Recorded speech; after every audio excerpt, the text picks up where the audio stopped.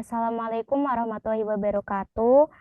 Kami dari kelompok 3 akan mempresentasikan mengenai pengukuran perilaku menggunakan metode observasi dan recording behavior.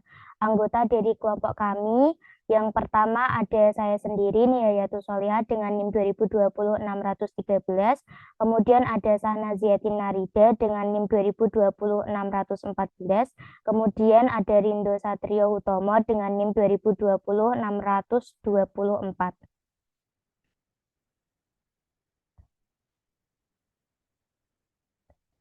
Pengertian asesmen. Asesmen adalah kegiatan mengumpulkan informasi untuk meningkatkan kejelasan guna membuat keputusan selanjutnya, menurut Firmansyah dan Sudibyo 2021. Asesmen digunakan sebagai alat untuk mengungkap proses dan kemajuan belajar, Nawawi dan Wijayanti 2018. Asesmen terbagi menjadi dua, yaitu asesmen secara langsung dan asesmen secara tidak langsung. Asesmen secara langsung yaitu seseorang mengamati dan mencatat perilaku target ketika hal itu terjadi. Untuk mengamati perilaku target, pengamat menggunakan kamera video dalam beberapa kasus harus dekat dengan orang yang menunjukkan perilaku tersebut, sehingga perilaku target dapat dilihat atau didengar. Selain itu, pengamat harus memiliki definisi yang tepat tentang perilaku target sehingga kejadiannya dapat dibedakan dari kejadian perilaku lainnya. Yang kedua, ada asesmen secara tidak langsung. Asesmen secara tidak langsung melibatkan penggunaan wawancara, kuesioner, dan skala penilaian untuk mendapatkan informasi tentang perilaku target dari seseorang yang menunjukkan perilaku atau dari orang lain, misalnya orang tua, guru, atau staf. Kemudian ada menentukan perilaku target. Langkah pertama dalam mengembangkan rencana pencatatan perilaku adalah menentukan perilaku target yang ingin dicatat. Untuk menentukan perilaku target pada seseorang, Anda harus mengidentifikasi dengan tepat apa yang dikatakan atau dilakukan orang tersebut yang merupakan perilaku berkelebihan atau perilaku berkekurangan yang menjadi target untuk diubah. Presentasi selanjutnya akan dilanjutkan oleh rekan saya.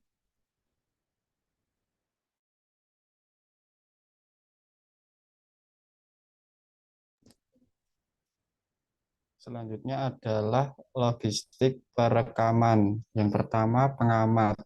Dalam program modifikasi perilaku, perilaku target biasanya diamati dan dicatat oleh orang selain orang yang menunjukkan perilaku target.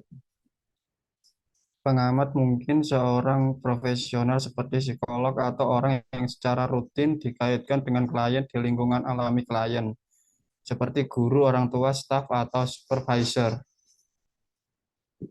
Yang kedua, kapan dan di mana mencatat perilaku target. Pengamat mencatat perilaku target dalam periode tertentu yang disebut periode observasi. Penting untuk memilih periode observasi pada saat perilaku target cenderung menjadi informasi penilaian tidak langsung dari klien atau orang lain.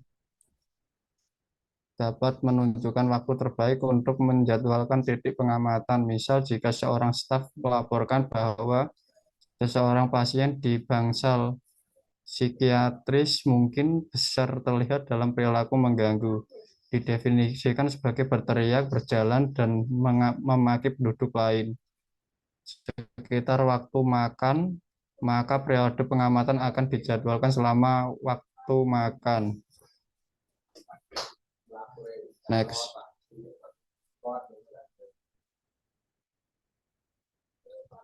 Memilih metode perekaman. Yang pertama, perekaman berkelanjutan. Dalam pencatatan yang berkelanjutan, pengamat mengamati klien secara terus-menerus selama periode pengamatan dan mencatat setiap kejadian perilaku. Untuk melakukannya, pengamat harus dapat mengidentifikasi awal dan akhir dari setiap contoh perilaku. Dalam perekaman berkelanjutan, pengamat dapat merekam berbagai macam dimensi perilaku target, terutama frekuensi, durasi, intensitas, dan latensi. Yang kedua, persentase uji coba atau persentase yang benar adalah satu cara terakhir untuk merekam acara dalam metode ini. Pengamat mencatat terjadinya suatu perilaku dalam kaitannya dengan beberapa peristiwa lain seperti percobaan belajar atau peluang respon dan melaporkan hasil sebagai persentase peluang di mana perilaku itu terjadi. Selanjutnya akan dilanjutkan oleh teman saya.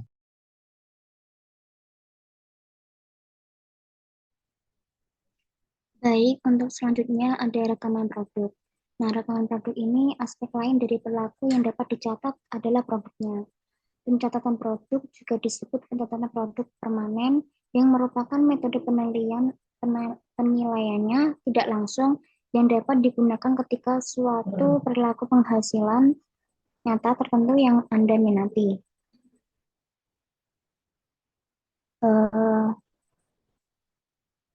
Terus yang rekaman interval itu aspek lain dari perilaku yang dapat dicatat adalah apakah perilaku tersebut terjadi selama periode waktu berurutan. Ini disebut rekaman interval. Nah, yang terakhir ada rekaman sampel waktu.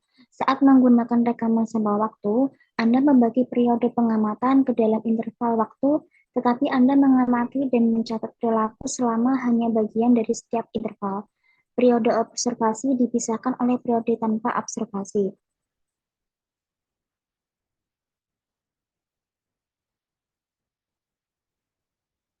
Sekian dari presentasi kelompok kami. Mohon maaf apabila ada kesalahan. Wassalamualaikum warahmatullahi wabarakatuh. Warahmatullahi wabarakatuh.